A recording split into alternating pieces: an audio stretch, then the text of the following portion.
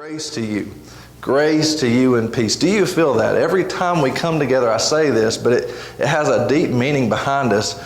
We've been called here by the God of the universe, and He showers His grace and His peace upon us through the Lord Jesus Christ. You're here for a purpose, and I'm so glad you're here. God has made you in His image. God has filled you with His life. God is shining His life through you into the world all around you. And it's going to be a good day. It's going to be a good week. I hate to be the bearer of bad news. Kids, if you don't already know this is the last week of summer. Last week of sitting on the couch all day long and watching TV, staying up late at night. The jig is up. It's time to go back to school. I remember this week, back when I was growing up, summer, I wore summer out. Summer, you beat all your video games a couple of times through, you eat junk food. Back in the day when we had computers and Minesweeper and Solitaire and maybe one other game were the only things that came on them, I'd set a new high score for Minesweeper. I'd walk in the woods all day. You had VH1 storytellers. You had TRL. Some of you old people kind of know what I'm talking about. But then this week would come along, and there's kind of conflicted feelings that went along with this week. Because on one hand, you knew the ride was up. You knew the good life is over. I'm going back to school. But on the other hand, you got this feeling of things are happening. I'm stepping into a new season where things are coming together. You went and got your fresh new 5-star binder, and you got some new pencils to put in it. You got I saw Mason got some new kicks on. You got your new school kicks. You got all fresh. You got your new haircut. In Birmingham, it's a little different here in Fayette because you kind of mix and mingle a little bit more in a community like this. But in Birmingham, you go register for school and you hadn't seen those people in like 2 months. And their voices changed just a little bit, or they got a new haircut. And you just got this feeling of, okay, I'm ready to step into another season. We're going to start moving forward. Now, the laziness on the couch, it felt good, but this feels good. And so it's just kind of a conflicting week. Some of you old folks might resonate with that. Some of you new folks, that might be kind of what you're going through right now. I don't know. But as I was thinking about that this week, kind of a story in the center of all that started to resonate with me. And it affects those that are going back to school this week. It really affects us old folks, us that have grown up. Y'all that have grown up, there's not too much difference as you go along.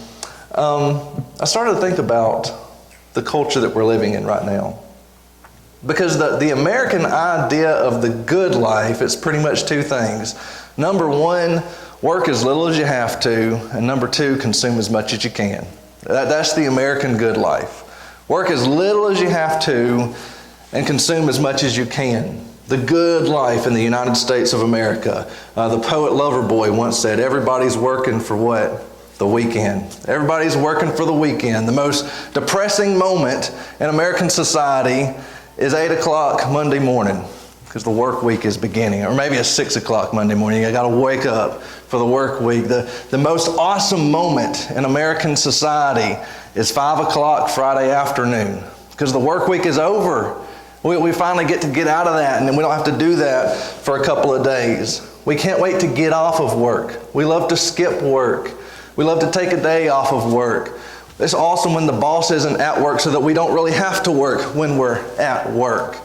What do we live for? We'd rather be fishing. We'd rather be hunting. We'd rather be playing video games at the beach, shopping, eating, at the movies, in the mountains, watching TV, or TikToking.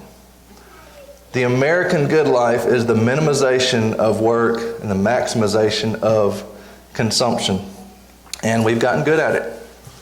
We are living today in one of the most affluent standards of living that this world has ever known. Technology, year by year, makes our lives easier.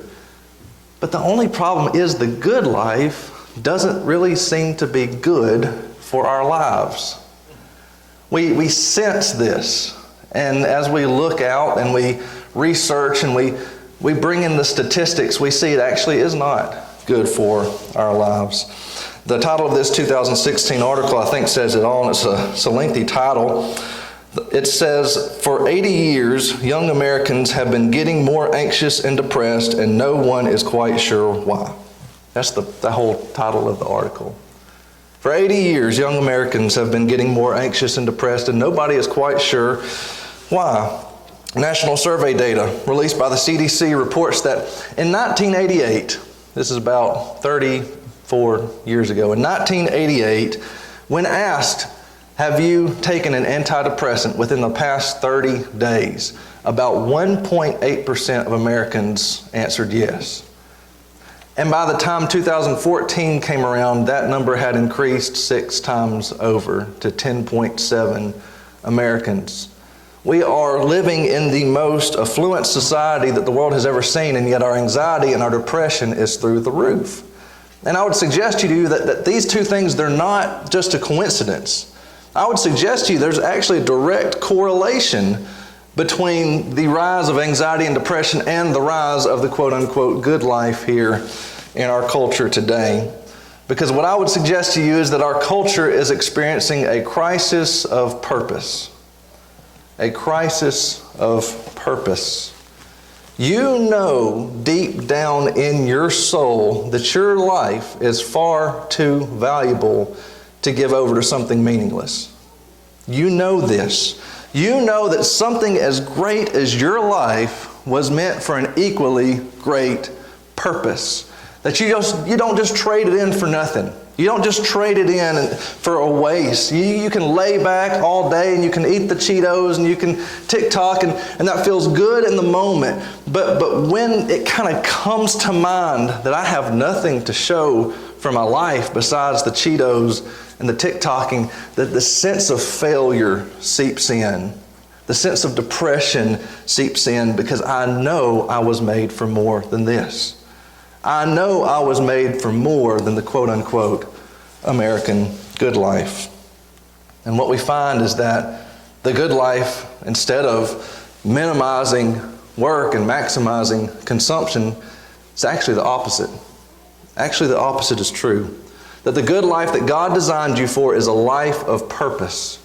And the only way that you can get in touch with your purpose is through a healthy engagement with work. And so this morning I want to talk about work. Let's talk about work for just a little bit. Kids, you're going back to school. That's your form of going back to work. Adults, we've been working the whole summer long. Let's all talk about work, about our engagement with work and how we find our purpose through our engagement with work. So let's go back to page number 1 of the Bible. Page number 1 of the Bible, we see, I believe, the model for work. Starts right there in the beginning. Who was the first worker in the Bible? Does anybody tell me who the first worker in the Bible is? God. God is the first worker. Go to page number 1, Genesis 1. Genesis 1, I would suggest to you this, that the main point of Genesis 1 is not so much about the methods by which God created the world.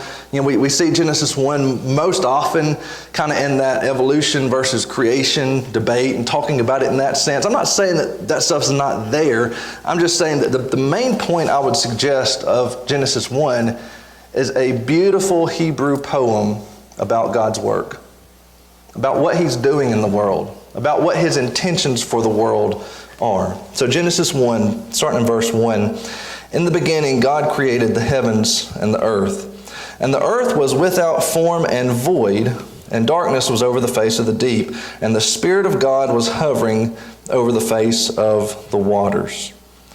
So I don't know about you, this has always been kind of an interesting picture to me. The whole thing about the earth being formless and void. Does that mean like it was kind of already there just in a state of chaos? But no, it says that He created the earth. Does that mean that God kind of like made this lump of clay? Or you know, what are we looking at here? And I think those are interesting questions, but I really don't think that's the main point. Let's see what this says about God and what He does in creation.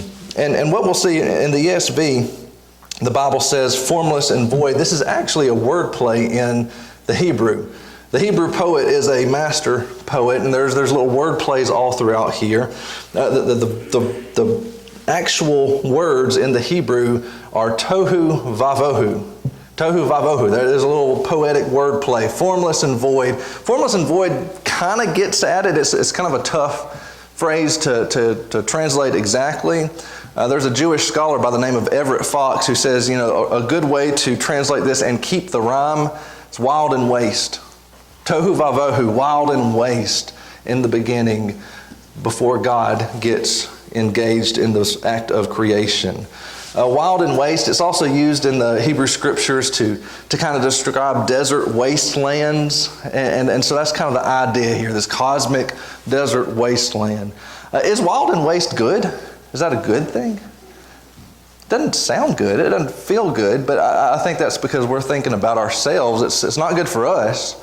It's kind of neutral, though. Wild and waste, it's just kind of... It's neither good nor bad, and it kind of depends on who you are. If we're talking about a earthly wild wasteland, it's great for a lizard, it's great for a cactus, great for a tumbleweed. It's not good for you, it's not good for me. It kind of depends on who you are and what we're trying to accomplish. Wild and waste, it's not good if your star centerpiece is going to be a human being.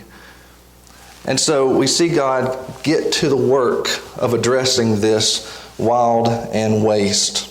At the end of verse 2, we see what's about to happen. The Spirit of God is there. The Spirit of God is hovering over the wild and the waste. What happens when God's presence interacts with the dark and wild and waste places? Here goes the story.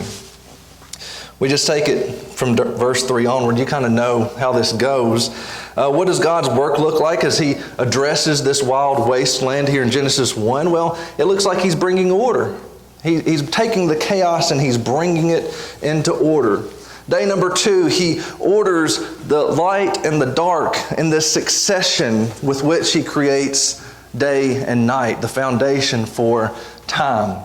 Again, if you're kind of in this evolution creation debate mindset with the text, an atheist will say, well, that makes no sense scientifically. If you're just floating out there in space, there's not really such a thing as a succession of light and darkness. You only get that if you live on a rotating planet, this day and night concept of light and dark. That's not the point. What's the point? God is preparing this cosmos for His star creation, the centerpiece of creation, human beings, and He's ordering the day and the night with humans in mind. He separates the waters. He creates dry land. He plants life-giving vegetation. He orders the heavenly bodies. He brings forth living creatures. He brings everything into the perfect order to support human beings and to give benefit and life to human beings. And then He creates us and He rests. Genesis 1 through 25, it's all about bringing the world into order with one creation in mind, and that is the creation of human beings. There's another wordplay that you see throughout this. Every time He creates something, day number 1, 2, 3, 4, He creates and then He stands back and He sees that it's good. It's good. Tov, the Hebrew tov. He sees that it is tov, it is good. He takes the tovu vavohu and He makes it tov. You see the little Hebrew wordplay again there. It's a masterful poem. He's taking the wild and waste and He's making it good. What is God doing in creation? He's bringing order out of chaos, life and beauty and meaning where there was just a wild wasteland. So what does it mean for God to make creation good? Well, it means He takes chaos and brings order out of it. It means that He orders this world in such a way that it brings benefit and supports human life. It means that His glory is rolled out in a variety of life forms. That's what it means for things to be good. He works and works and works, and then He looks back and He says that it is good. And I don't think that we need to miss this either, that God's model for work is that He's creating life and benefit to be shared with others. Don't miss this. God is not creating the sun to keep Himself warm, is He? God's not creating the fruit tree so that He can go get a snack when He wants one. No, God is creating good things and He's bringing the chaos into order for the benefit of someone else, to share with someone else. We can't really say this of God, but if God were a human, we might say that God's idea of work is working for something higher than himself, working for something greater than himself. And I think we got to stop right here because this is significant. So oftentimes our idea of work is I work to survive. I work so I can eat. I work so that I can pay the bills. The implication being if I won the lottery tomorrow and I had enough to survive, I would not work because I wouldn't need to work to survive. I'd quit working. That's not the way that God looks at work. God needs nothing to survive. God is sufficient. He has all things, but God works in order to create order and beauty and life to be shared with others. That's a godly mindset of work. And God's model of work becomes important for us when we get down to verse 26, because that's when he starts talking about you and me. Genesis 1:26, God said, "Let us make man in our image, after our likeness." We're going to be godly. We're going to step in a godly role. Let us make them in our image, after our likeness, and let them have dominion over the fish of the sea and the birds of the heavens and over the livestock and over all the earth, over every creeping thing that creeps on the earth. So God's been doing all this work. He's been taking the tohu vavohu and making it tov. And he's had this one being in mind all along. Let me get it ready. Let me pull it together for the human being. And then he makes the human and he says, okay, now I'm going to let you have it. I'm going to hand it off to you. Let you have dominion. Let you rule over these things. I'm going to set you in the same shoes that I've been in, taking tohu vavohu and making it tov. This idea of having dominion, we understand that, a cultured, life-producing tomato vine is not just going to drop tomatoes on your plate by accident.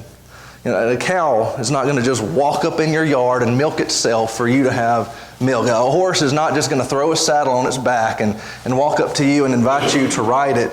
We have to exercise dominion over these things, and we have to subdue, and we have to work at these things in such a way that they bring out all the potential that God has put in them. God has put the milk in the cow. It has great potential for life, and the tomatoes and the apples, but human beings come along and we work out that potential in God's good creation.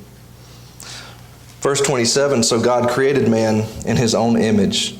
In the image of God he created him, male and female he created them, and God blessed them, and God said to them, be fruitful and multiply, and fill the earth, and subdue it, and have dominion over the fish of the sea, and over the birds of the heavens, and over every living thing that moves on the earth. Again, God says to subdue, exercise dominion, fill the earth, be fruitful, and multiply.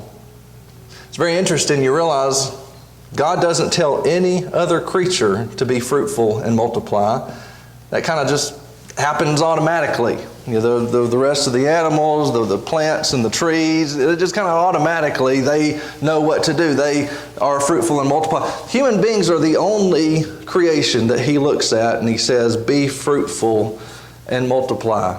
It's very interesting if you think about it. Every other creature, when it multiplies, it just makes more of itself. Rabbits, when rabbits multiply, they make more rabbits. When trees multiply, they make more trees. When mice multiply, they make more mice, and they get up in your house and they cause chaos and whatnot.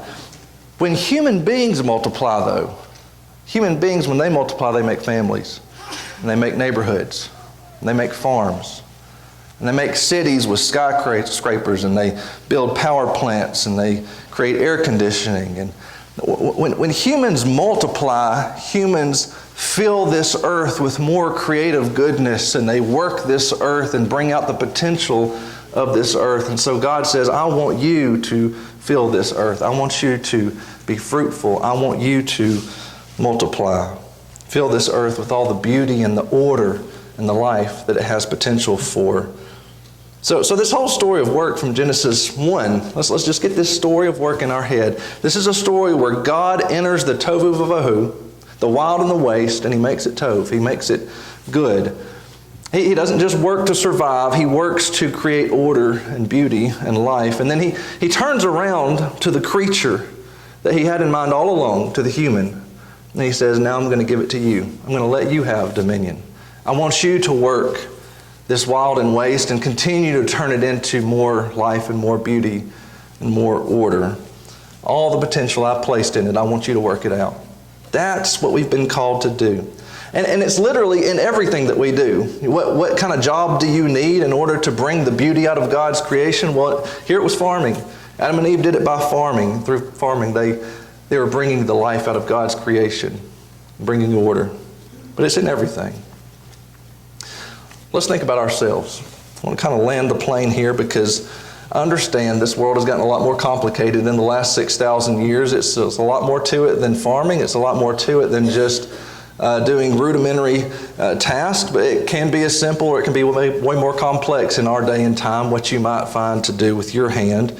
But this is still the story of your work. Students, this is the story of your school year. And adults, this is the story of your work week. This is the story of work here. And I think what we see in our culture around us, what we see in the text here, is that there is one of two ways to approach our work. There's a way to approach your work that brings beauty and life and order to be shared, something that's greater than yourself that you can tie into, and there's great purpose there and there's great meaning there. But there's also a way to approach your work that brings anxiety and depression and a feeling of purposelessness and meaninglessness. It all depends on how do you approach your work. With what mindset do you go about your work week? Do you go back to school? So I would just encourage all of us right now, let's get that in mind. What does your work look like? I want you to think about your work right now. Whatever's laid ahead of you to do. It could be sitting at a desk this week. It could be a crop. It could be the 10th grade. What work is laid ahead of you? Let's get that in our minds. And I think based on this text, there's an endless number of questions that we could ask ourselves about our work. I've got 3 of them. Let's just ask ourselves these 3 questions about that work that's laid ahead of us. Number 1, what am I working for? What are you working for? As in, what's your goal? What are you aiming at? Why are you doing it? Why are you working? What am I working for? And I think there's a number of answers to that question that we need to guard against. Students, if anybody asked you, what are you in school for? What are you going to classes for? Never, please never say, because it's the law, because my parents are making me, because the government is making me, I have to go to school. Please don't say that. Adults, let's be a model for them. When anybody asks you, why are you going to work this week? What are you working for? Let's not say, because I got to pay the bills. Because I got to eat. My kids got to eat. That's why I'm working. Well, that's just teaching them to say the same kind of thing. We're not working to survive. That's not why we work. We're working to build something and to bring life into the world around us. Animals work to survive. Understand that? Animals work to survive. When we take that same mindset, it's a very dehumanizing mindset that I just work to survive. I'm just an animal. But understand it brings up a hard question number 2, and we need to talk about this. Question number 2, how do you handle work that doesn't seem meaningful? Because sooner or later, we all run into that, right? I wish that I had a job that I saw meaning and purpose in, but thank you very much, I'm in math class. What do I do with it? Where's the purpose in this? Where's the meaning in this? Maybe you've had a career or a job before where it just was not the one that you found purpose in, the one that you found meaning in. But you know what? What am I going to do? I'm just not going to work? This is what's available. And so we have to deal with this very hard question sometimes. What do I do when I feel stuck and I don't see the meaning and I don't see the purpose? I've felt this question very personally.